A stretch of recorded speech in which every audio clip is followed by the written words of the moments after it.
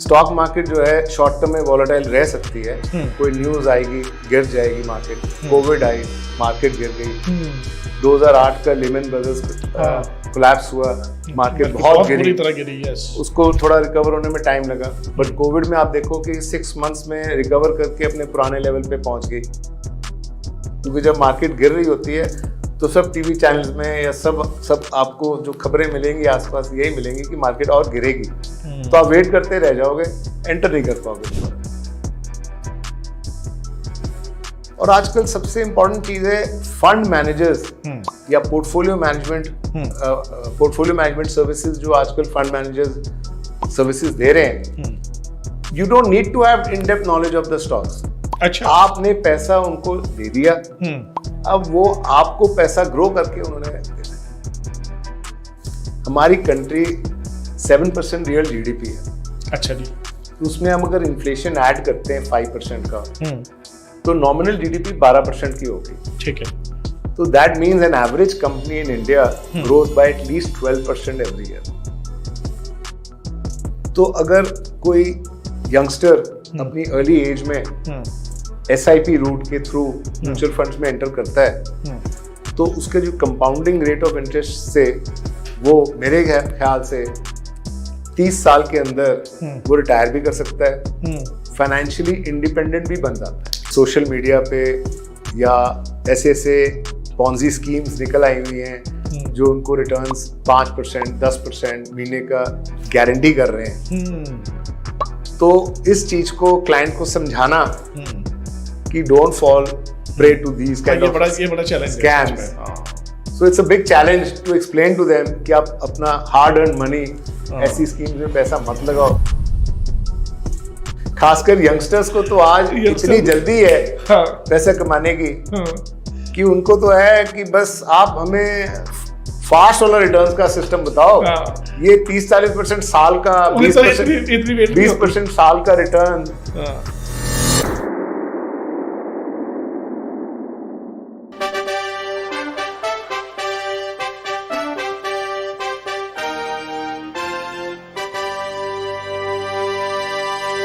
कहते हैं money makes the mirror, को पैसा सारे काम बना देता है।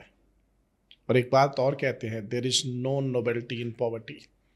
कोई अच्छी बात नहीं है पॉवर्टी। एक जगह मैंने पढ़ा था, कहते मैं गरीब पैदा हुआ था इसमें मेरा कसूर नहीं है, लेकिन अगर मैं गरीब मर गया तो शायद इसमें मेरा कसूर होगा।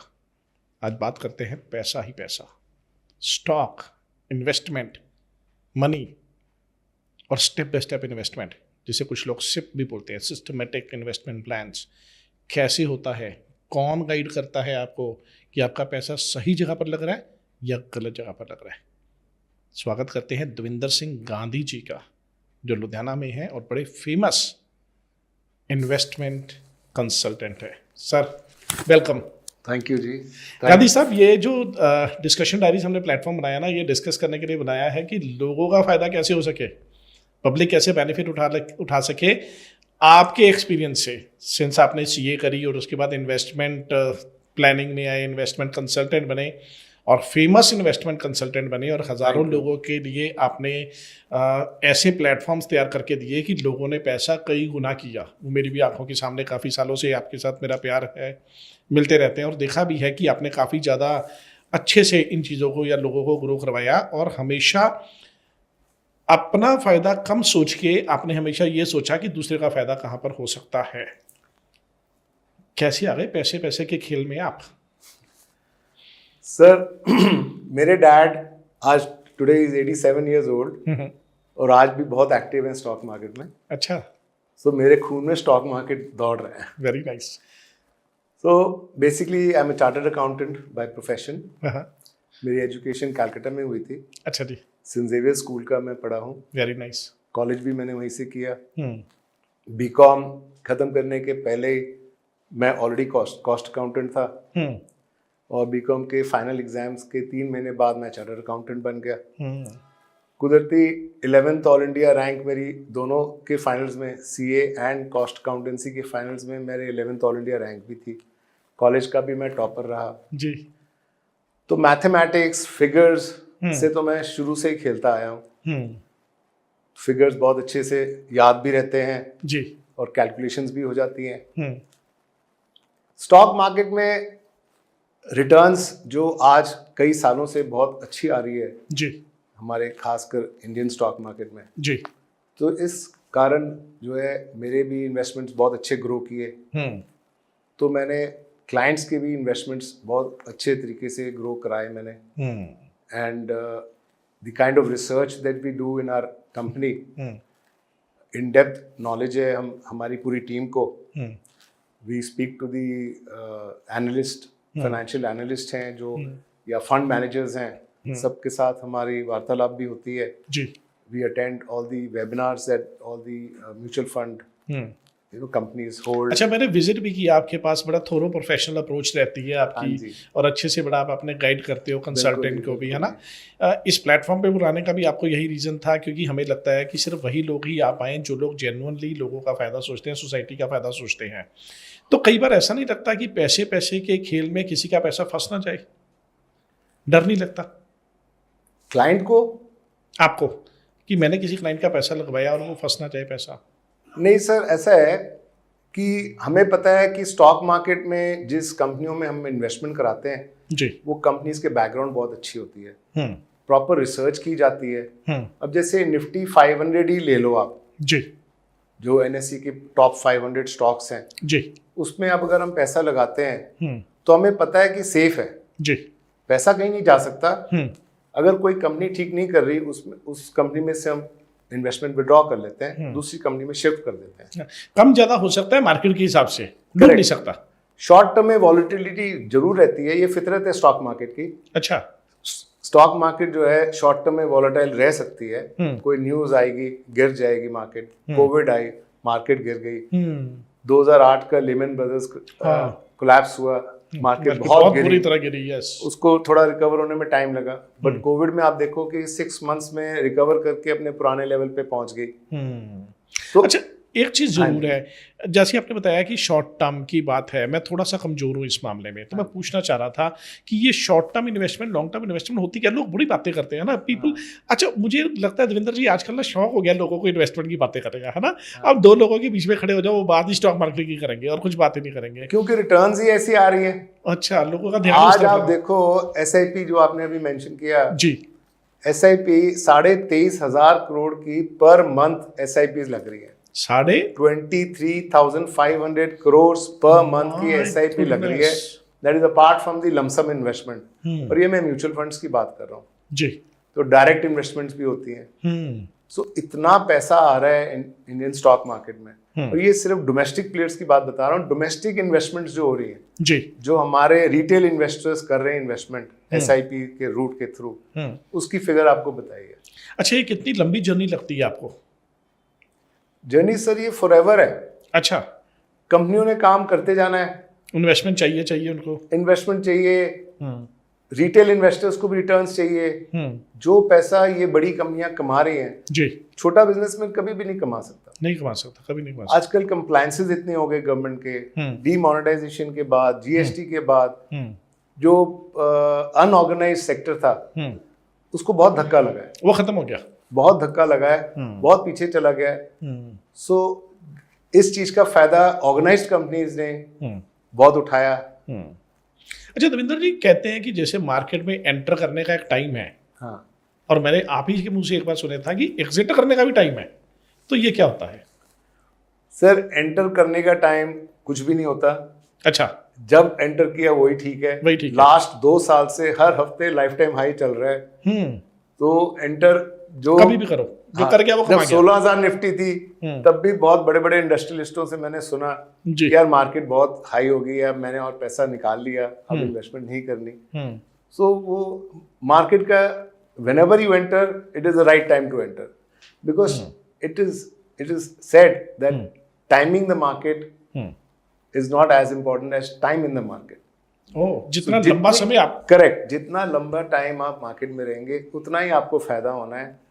टाइम करना मार्केट को बहुत डिफिकल्ट है, इट्स नॉट पॉसिबल।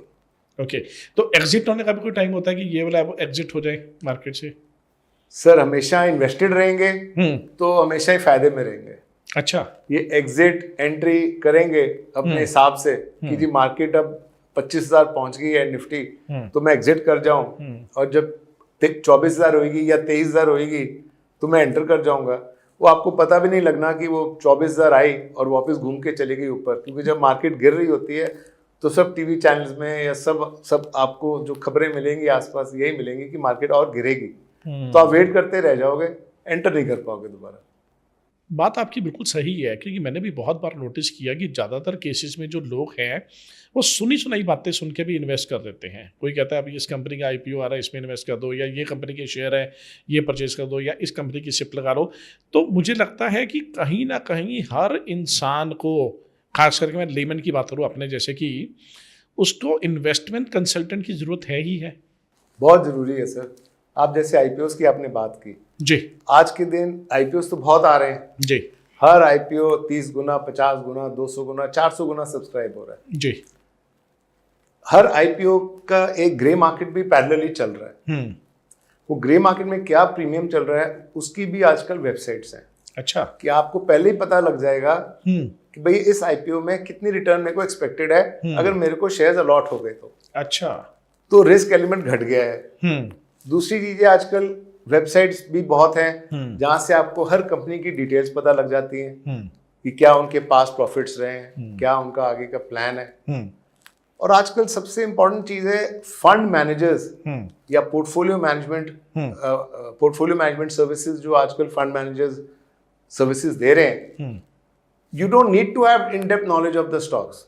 अच्छा। आपने पैसा उनको दे दिया, अब वो आपको पैसा ग्रो करके उन्होंने देना है। अच्छा, ऐसे आजकल फंड मैनेजमेंट जो कंपनीज हैं जैसे आप भी करते हैं रन, करेक्ट, तो इस तरह से वो फंडिंग आप लोगों की लगवा लेते हैं और उस तरीके से काम जो करता रहता है। मनी सेफ होती है? मनी सेफ है, बिल्कुल सेफ है।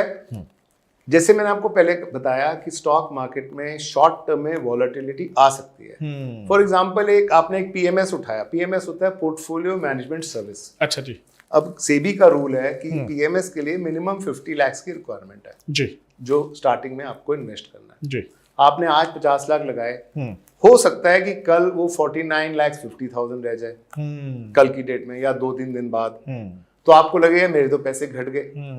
बट बी रेस्ट एश्योर्ड कि अगर आपका सिनेरियो साल, 2 साल, 3 साल है तो आपके पैसे बढ़ने ही बढ़ने, इवेंचुअली वो ग्रो होना ही होना है। ग्रो होना ही होना है, because it's very simple logic है उसमें। हमारी कंट्री 7% रियल GDP है। अच्छा जी। तो उसमें हम अगर इन्फ्लेशन ऐड करते हैं 5% का, तो नॉमिनल GDP 12% की होगी। ठीक है। तो that means an average company in India grows by at least 12% every year. ठीक है ना। अब because of their efficiencies in management की कॉस्ट कटिंग कर रहे हैं, या उनके जो IIM की ग्रेजुएट्स और मैनेजमेंट टॉप मैनेजमेंट स्किल्स लगा उनकी जो एफिशिएंसीज हैं, उसके कारण वो 12% से खींच के 20% भी ले जाते हैं। जिन छोटी कंपनियों के बेस छोटे होते हैं उनके लिए ग्रोथ 30 से 40% भी हो जाता है सालों साल। अब बड़ी big companies like Reliance, Infosys, इनके ऑलरेडी जो टॉप लाइन के जो बेस है वो बहुत ज्यादा है। जैसे 8-9 लाख करोड़ की टर्नओवर रिलायंस की, तो उनके लिए 20-30% ग्रो करना it's a herculean task. But जो मिड साइज कंपनीज हैं, स्मॉल कैप कंपनीज हैं, उनके लिए 30-40% ग्रो करना is no big deal, is not a big deal. अच्छा, आपकी स्कूलिंग बड़ी अच्छी रही, कॉलेज भी हायर लेवल तक रहा, टॉपर भी आप रहे हमेशा के लिए, और फाइनेंशियल इन्वेस्टमेंट में तो आप आ गए। कंजूसी कितनी दिखाते हो लाइफ में? सच बताना, क्योंकि सेविंग वाले बंदे पता क्या है, एक ही चीज सोचते हैं पैसा जोड़ ले। बच्चा कहता है कि पापा 10 लाख का बाइक ले दो, पापा कहते हैं कि 5 साल में 20 बना दूंगा, बाइक रहने दे। नहीं, ऐसा नहीं करते जी। जो बच्चों के शौक है बच्चे पूरे करते हैं जी। बच्चों ने कभी अपनी चद्दर के से ज्यादा डिमांड भी नहीं की। हाँ। कि उन्होंने कहा कि भैया आज मर्सिडीज ले आओ, कल BMW ले आओ, ऐसा कभी नहीं उन्होंने डिमांड किया। उन्हें भी पता है हम कितना अफोर्ड कर सकते हैं, उस हिसाब से बच्चे डिमांड करते हैं।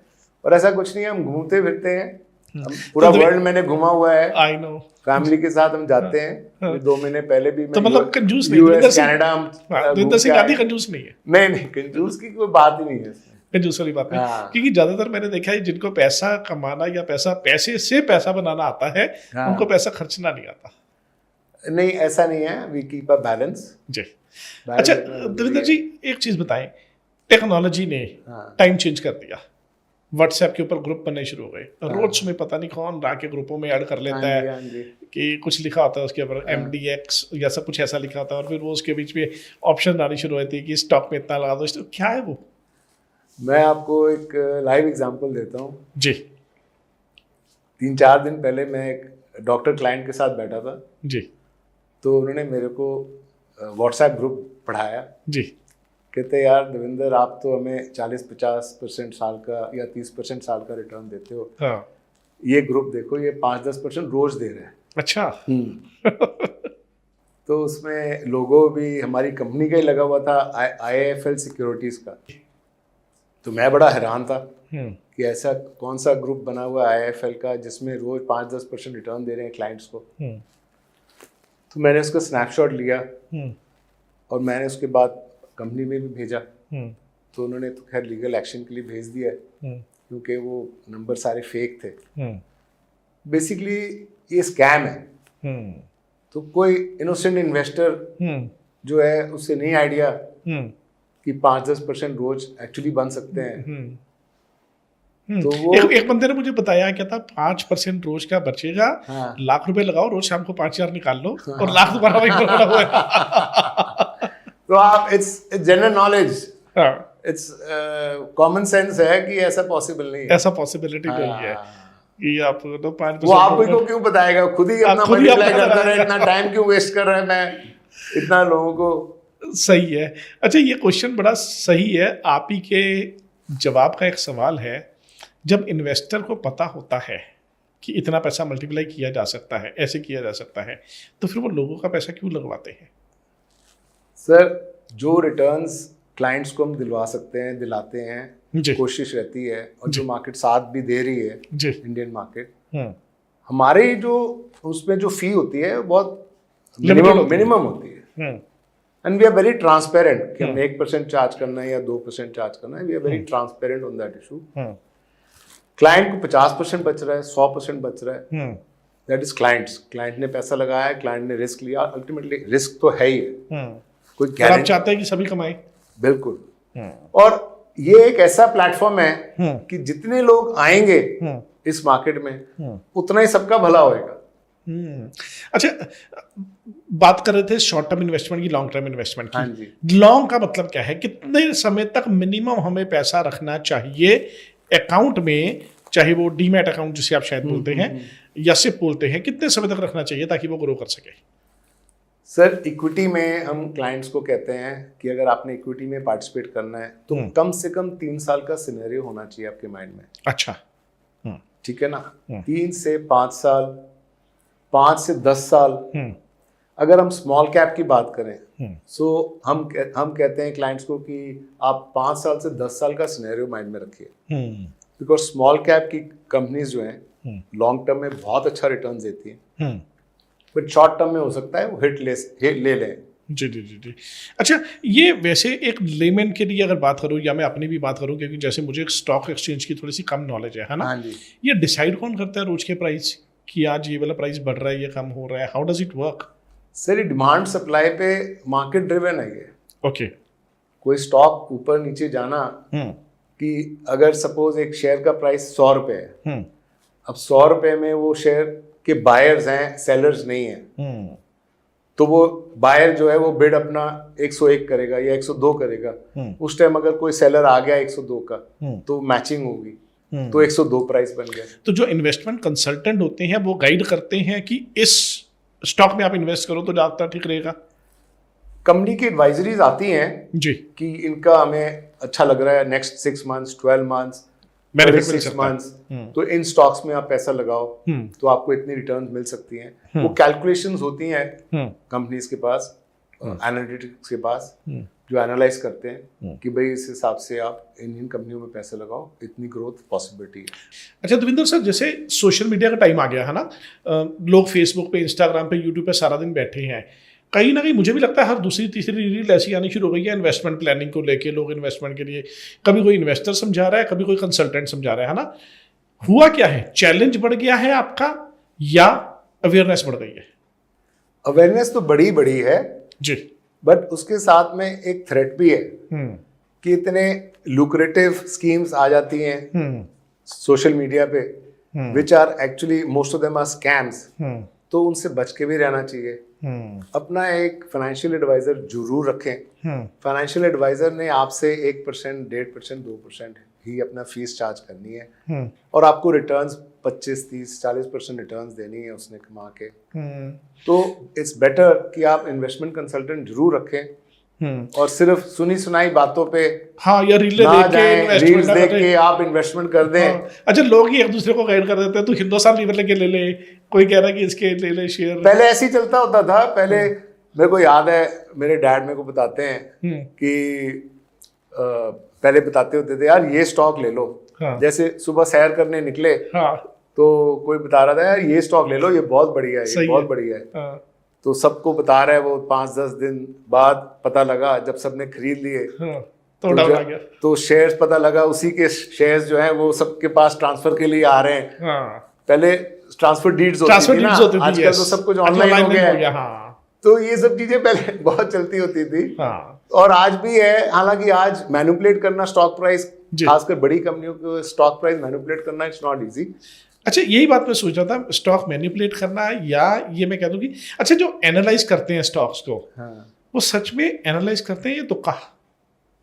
नहीं, एनालाइज तो करते ही करते हैं जी। एनालाइज किए बगैर तो पॉसिबल नहीं है कि वो प्रॉपर गाइड कर सकें अपने क्लाइंट्स को। अच्छा, कुछ बताएंगे उन इन्वेस्टर को जो बहुत फ्रेश इन्वेस्टर हैं, जिन्होंने कुछ थोड़ा सा पैसा लगाना है, वो क्या चीजें देखा करें किसी भी शेयर में इन्वेस्ट करने से पहले? सबसे पहले तो स्टॉक के लिए उसकी प्राइस अर्निंग रेशियो क्या है वो आप जरूर चेक करें। जी। बहुत ज़्यादा एक्सेसिव प्राइस अर्निंग रेशियो हो तो उन स्टॉक्स को अवॉइड करें क्योंकि वो ऑलरेडी ओवर वैल्यूड है। दूसरा, आप चेक कर सकते हैं कि जो प्रमोटर्स हैं उसकी होल्डिंग कितनी है उस कंपनी में। अगर आप देख रहे हैं कि वो सालों साल अपनी जो होल्डिंग है वो घटाता जा रहा है और इस लेवल पे पहुंच गया है, 50% से भी नीचे आ गया है, so you should kind of avoid those kind of stocks. So कुछ पैरामीटर्स हैं। फिर ग्रोथ आप देख सकते हैं कि भाई लास्ट 3-5 साल से ये कंपनी कितने परसेंटेज से ग्रो कर रही है, उनका टॉप लाइन कितने परसेंटेज से ग्रो कर रहा है, उनका बॉटम लाइन कितने परसेंटेज से ग्रो कर रहा है। दीज आर फ्यू फैक्टर्स जब आप स्टॉक मार्केट में किसी स्टॉक में लगाना चाहें पैसे। उनकी रिजर्व्स कितने हैं, उनका बोरोइंग्स कितनी है, उनका डेट कितना है, डेट टू इक्विटी रेशियो कितना है, कैपिटल कम है, डेट बहुत ज़्यादा है, तो भी रिस्की हो सकता है। अच्छा, ये चीज़ें मौसम के हिसाब से या फेस्टिवल के हिसाब से या सीजन के हिसाब से भी चेंज होती हैं, मैंने सुना है। मैं ऑनेस्ट बताऊं, कभी कभी मैं लोगों की सुनी सुनाई बातें है ना। हाँ। कभी कभी मैं सुनता हूँ कि लोग कहते हैं आजकल आईटी बड़ा बूम पे है जी, फिर कहते हैं जी आजकल कंस्ट्रक्शन बड़ा बूम पे है जी, फिर जब इलेक्शंस आने वाले थे कहते हैं जी गवर्नमेंट के जितने शेयर है उसमें इन्वेस्ट कर दो जी। तो ये क्या है, तुक्के? नहीं, तुक्के नहीं है, ये कैलकुलेशंस होती हैं जी। जैसे कि बजट के टाइम या इलेक्शंस के टाइम गवर्नमेंट को स्पेंड करने के लिए अलाउड नहीं था। अच्छा। वो जब लग गया था उसका कोड ऑफ कंडक्ट लग गया तो पैसा नहीं लगा सकती। एग्जैक्टली। तो जो सीमेंट कंपनीज हैं, इंफ्रास्ट्रक्चर कंपनीज हैं, अब केपेक्स हुआ नहीं, गवर्नमेंट की स्पेंडिंग हुई नहीं, जो 11 लाख करोड़ रुपए उन्होंने साल में खर्च करने हैं, तो फर्स्ट क्वार्टर में because of the election code of conduct वो गवर्नमेंट खर्च नहीं कर सकी। उतना नहीं खर्च कर सकी जितना वो उन्हें करना चाहिए था। तो उस हिसाब से डिमांड कम हो गई सीमेंट की, आयरन स्टील की, बिकॉज ऑफ इंफ्रास्ट्रक्चर की स्पेंडिंग कम हो गई। तो वो फर्स्ट क्वार्टर के हो सकता है रिजल्ट्स ना ठीक आए हों। दूसरा, एफएमसीजी कंपनीज के रिजल्ट्स जो हैं वो दिवाली के टाइम बहुत अच्छे आ जाते हैं। हाँ, फेस्टिवल सीजन आ गया, सेल बढ़ गई, इलेक्ट्रॉनिक गुड्स की सेल बढ़ जाती है, वॉचेस की सेल बढ़ जाती है। समझने वाले ना समझ जाएंगे इसी में कहाँ इन्वेस्ट करना, दिवाली आ रही है। हाँ, गोल्ड के जो ज्वेलर्स हैं, हाँ, उनका बिजनेस बढ़ जाता है। तो गोल्ड बढ़ गया, उधर से कमोडिटीज बढ़ गई। गोल्ड बढ़ना घटना फेस्टिवल्स पे डिपेंड नहीं करता। गोल्ड बढ़ता है यूएस डॉलर के हिसाब से। अच्छा, एक चीज बताएं, इन्वेस्टमेंट कंसल्टेंसी में आपका बड़ा अच्छा एक्सपीरियंस, सबसे बढ़िया इन्वेस्टमेंट क्या? 3 चीजें बताऊंगा मैं, स्टॉक, सिप या एफडी। सर, स्टॉक्स और सिप तो मोर और लेस सेम है। अच्छा। सिप जो होती है सिस्टमैटिक इन्वेस्टमेंट प्लान, वो पैसा म्यूचुअल फंड्स में एक एसआईपी रूट है। अच्छा, सिप कि आप म्यूचुअल फंड्स में पैसा कैसे वही इन्वेस्ट जा रहा है, करते हैं, पैसा या कंपनी के पास ही जा रहा आप लमसम बोलते हैं उसको, अच्छा। या तो आप इकट्ठे आपके पास सपोज 3 लाख है 2 लाख है, उसके शेयर ले लिए। शेयर नहीं, म्यूचुअल फंड में इन्वेस्टमेंट जब आप करते हैं उसमें यूनिट्स मिलता है। अच्छा, तो आपने 2 लाख रुपए इकट्ठे लगा दिए म्यूचुअल फंड्स में, उसको एक लमसम बोलते हैं कि लमसम आपने एक स्कीम में लगा दिए, एक स्ट्रेटेजी में लगा दिए ऑफ म्यूचुअल फंड्स, तो उसमें आपको यूनिट्स मिल गए जी। यूनिट्स किस रेट पे मिले, उनका एक एनएवी होता है, नेट एसेट वैल्यू, वो एनएवी जो है उसके बेस पे आपको यूनिट्स मिल जाते हैं, जो भी एनएवी का रेट होता है उस दिन का जी। स्टॉक्स जो होते हैं वो स्टॉक्स आप डीमैट अकाउंट होता है, डीमैट अकाउंट में आप through a stock broker stock खरीदते हैं मार्केट से, या एनएससी से खरीद सकते हो या बीएससी से खरीद सकते हो। तो स्टॉक अल्टीमेटली जो म्यूचुअल फंड्स का भी पैसा है वो भी स्टॉक्स में ही लग रहा है। अच्छा, लग तो स्टॉक में ही रहा है, स्टॉक्स में ही रहा है। म्यूचुअल फंड का कोई लार्ज कैप कैटेगरी है, तो लार्ज कैप कैटेगरी का मतलब है वो कंट्री की जो फर्स्ट 100 कंपनीज हैं जिनको हम लार्ज कैप कहते हैं, उसमें इन्वेस्टमेंट हो रही है। तो वो फंड, म्यूचुअल फंड जो है वो लार्ज कैप में इन्वेस्ट कर रहा है। अच्छा, जब आने से पहले, ये शुरू होने से पहले, प्रोग्राम शुरू होने से पहले हम चाय पी रहे थे, आप कुछ बोल रहे थे कि the early you invest the more you get something. क्या, what do you mean by early? किस एज में लोगों को इन्वेस्टमेंट शुरू कर देनी चाहिए? सर ऐसा है कि 8th wonder of the world कहा जाता है पावर ऑफ कंपाउंडिंग को। अच्छा, पावर ऑफ कंपाउंडिंग जो होती है वो सिंपल भाषा में ब्याज पे ब्याज कह लो। अगर आपको 10% पावर ऑफ कैगर बोलते हैं, कंपाउंडेड एनुअल ग्रोथ रिटर्न, तो अगर 10% CAGR है, दैट मीन्स कि पहले साल आपका 100 का 110 हुआ, अगले साल 10% जो बढ़ा वो 110 पे बढ़ रहा है जी। तो उसको कंपाउंडिंग रेट के हिसाब से वो बढ़ता है। तो अगर कोई यंगस्टर अपनी अर्ली एज में SIP रूट के थ्रू म्यूचुअल फंड्स में एंटर करता है, तो उसके जो कंपाउंडिंग रेट ऑफ इंटरेस्ट से वो मेरे ख्याल से 30 साल के अंदर वो रिटायर भी कर सकता है, फाइनेंशियली इंडिपेंडेंट भी बन जाता है। अच्छा, इसका मतलब है कि 18 साल की एज में एक बंदा मैच्योर हुआ, सपोज करिए उसका पैन कार्ड बन गया, 18 साल की एज के बाद वो इन्वेस्ट करना शुरू कर दे, सपोज करो 5-10 हज़ार रुपये महीने का, जो भी वो जितना निकाल सकता है, सिप पे इन्वेस्ट करता है, अगले 30 साल तक इन्वेस्ट करे, 30 साल तक, 30 साल 30 ईयर्स तक, तो जब वो 48 होगा तो समझ लो वो रिटायर्ड है, तो क्लोज टू रिटायरमेंट है, इतना पैसा कमा लेता है। डिपेंड करता है कि आपको रिटायरमेंट के टाइम कितने रुपए हर महीने चाहिए। हाँ, अगर आपको 50 लाख चाहिए तो उसके हिसाब से आप बैक कैलकुलेशन करके आपको डिसाइड करना पड़ेगा कि आज से मैं SIP क्या कितनी अमाउंट की लगाना है मेरे को। The more you invest the more return you get. Obviously it depends कि अगर आप सोचो कि मेरे को जब मैं रिटायर हूँ 48 इयर्स का मैं हूँ और मेरे को 1 करोड़ रुपए महीना चाहिए, तो आप 500 रुपए या 5,000 रुपए पर मंथ डाल के ऐसे वो अमाउंट पे नहीं पहुंच सकते ना कि आपको हर महीने 1-1 करोड़ रुपए मिलता रहे। तो आपको बैक कैलकुलेशन करके एक आइडिया लग जाता है based on that power of compounding, जैसे मैंने आपको बताया, तो उस हिसाब से उसको आइडिया लग सकता है कि मेरे को कितना आज इन्वेस्ट करना चाहिए। बिकॉज हमें पता है कि सेफली हम अगर लॉन्ग टर्म रखें तो कम से कम 15% तो मिनिमम एक बेंचमार्क हम ले सकते हैं based on the past returns that we have had, कि भाई 15% CAGR के हिसाब से तो हमें रिटर्न्स मिल ही जाएगा जी। हालांकि there is no guarantee to it, but जो पास्ट रिकॉर्ड्स रहे हैं हमारे, पास्ट रिकॉर्ड्स इनफैक्ट काफी अच्छे रहे हैं, इससे ज्यादा ही रिटर्न्स आई हैं हमें। तो फ्यूचर में भी इंडिया की जो ग्रोथ स्टोरी है वो इंटैक्ट है। India is the fastest growing country in the world today. किसी कंट्री में इतनी ग्रोथ नहीं हो रही जितनी इंडिया में हो रही है, for many good reasons. Demographically हम बहुत एडवांटेजेस हैं, डिजिटाइजेशन में हम बहुत आगे हैं, so every country is looking at India. और फिर चाइना प्लस भी हुआ कोरोना के बाद, तो उस चीज का भी बेनिफिट इंडिया ने बहुत उठाया, इंडिया ने लिया। हालांकि और कंट्रीज ने भी बहुत फायदा उठाया है, वियतनाम है, मलेशिया है, थाईलैंड है। अच्छा, लोगों की स्पेंडिंग पावर गद्दी साहब बहुत बढ़ गई है, जैसे जैसे इंटरनेट आ गया है ना, अमेजोन, फ्लिपकार्ट, ये वो आने की वजह से स्पेंडिंग पावर भी बढ़ गई है लोगों की। तो इसके बारे में आप क्या कहना चाहते हैं? क्योंकि इन्वेस्टमेंट कंसल्टेंट है तो पैसा तो आप सोचते समझते हैं ही है, तो क्या मतलब how do you analyse it? Spending power बनने स्पेंडिंग से पावर तो सर आपकी इनकम पे डिपेंड करता है। उसका देश को या आम इंडिविजुअल को फायदा? ऑफ कोर्स, जब अगर कंट्री प्रोग्रेस करती है जी, तो इंडिविजुअल का भी प्रोग्रेस होता ही होता है, ग्रोथ तो होती है Growth क्योंकि तो मनी होती एटलीस्ट होती है। सर्कुलेट तो हो रही है ना, अगर सेल बढ़ रही है तो। करेक्ट। तो एक जैसे पर कैपिटा इनकम है, हालांकि इंडिया की अभी बहुत कम है जी। Because of the size of the population, but it is growing. तो स्टैंडर्ड ऑफ लिविंग इंडियंस का इम्प्रूव तो हो ही रहा है। हो ही रहा है अनडाउटेडली। हाँ जी। अच्छा, एक चीज बताएं, सबसे बड़ा चैलेंज क्या समझते हो अपनी जॉब को एज अ इन्वेस्टमेंट कंसल्टेंट? सबसे बड़ा चैलेंज क्या रहता है आपको? सबसे बड़ा चैलेंज रहता है क्लाइंट्स के सामने, जैसे मैंने आपको पहले बताया कि सोशल मीडिया पे या ऐसे ऐसे पॉन्जी स्कीम्स निकल आई हुई हैं जो उनको रिटर्न्स 5%, 10% महीने का गारंटी कर रहे हैं। तो इस चीज को क्लाइंट को समझाना कि don't fall prey to these kind ये ऑफ बड़ा चैलेंज है scams. सच में। हाँ।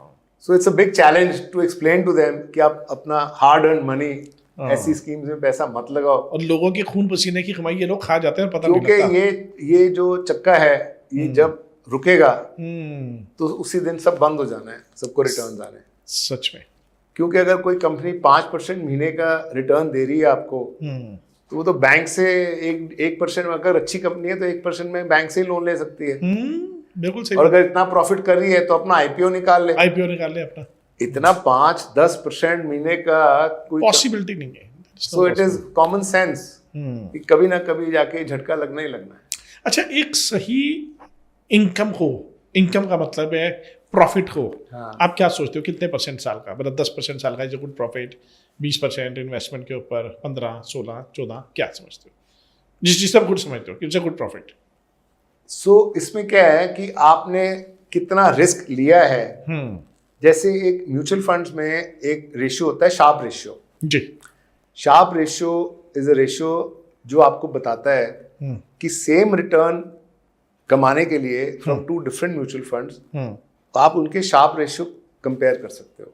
अच्छा। शार्प रेशियो अगर 1 से ऊपर है तो वो ठीक है, 2 से ऊपर है तो और बेटर है, 3 से ऊपर है तो एक्सीलेंट है। तो शार्प रेशियो ये बताता है कि आपने कितना रिस्क लिया है वो पर्टिकुलर रिटर्न कमाने के लिए। अब एक कंपनी 15% दे रही है, उसका शार्प रेशियो हाफ है। दूसरी mutual fund company same return दे रही है बट उसका शार्प रेशियो 2 है या 3 है। सो दैट मीन्स जो सेकंड कंपनी है जिसका शार्प रेशियो अच्छा है, उसमें आप रिस्क कम ले रहे हो to get the same kind of return. सही है।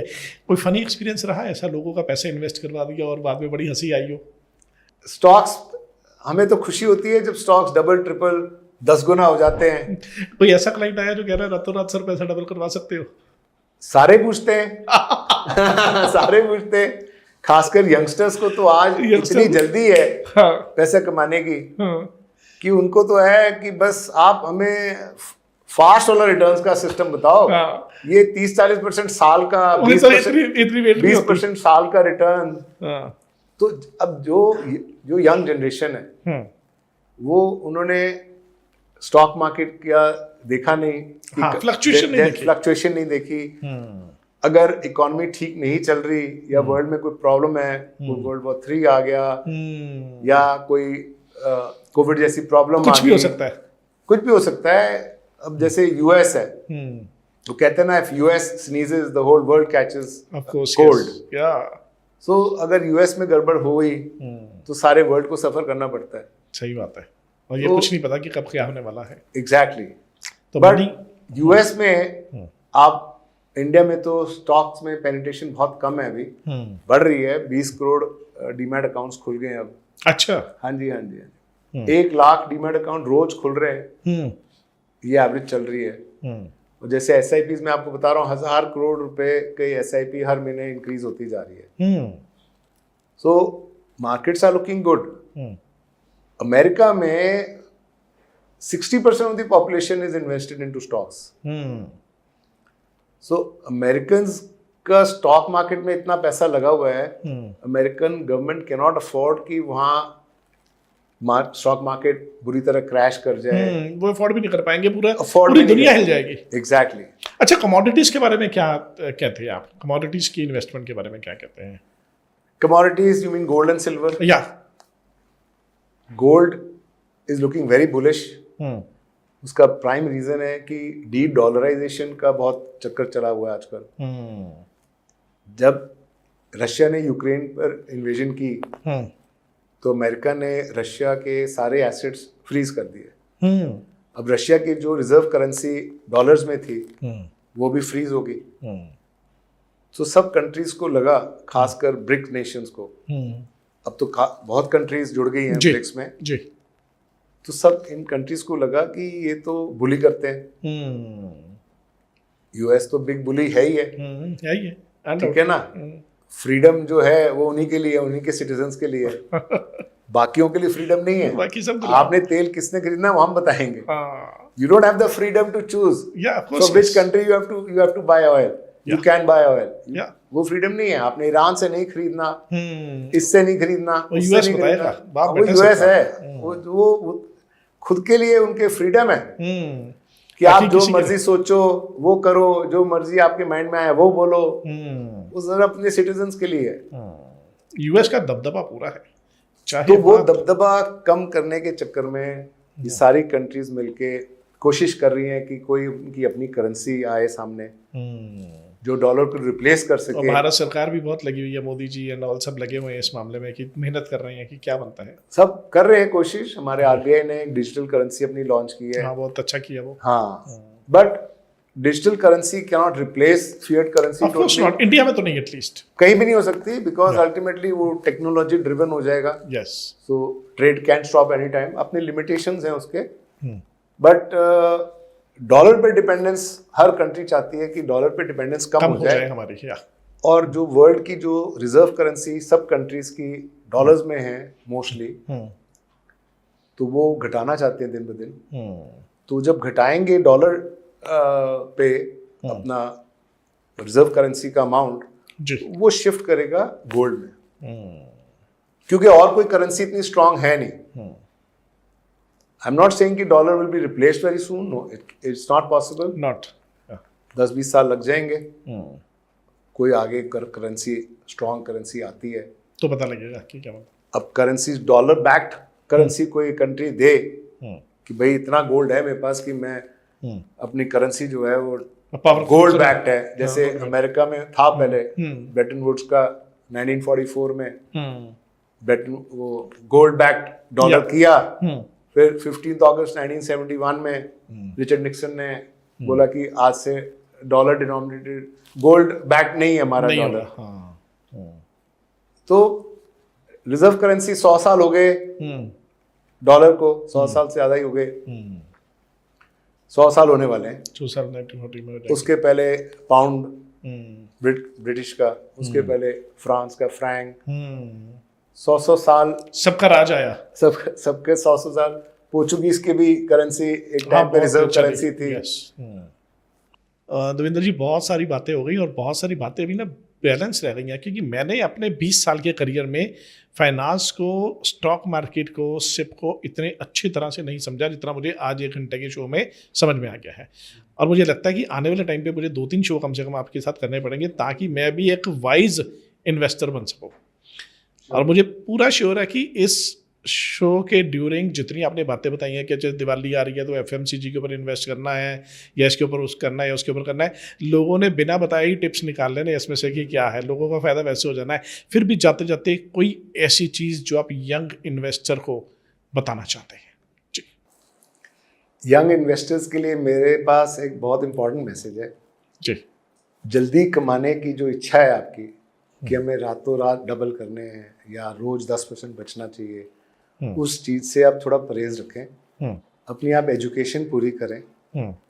जो स्किल सेट या जो लाइन में आप इंजीनियरिंग कर रहे हैं या डॉक्टरी कर रहे हैं वो आप अपनी कंप्लीट करें।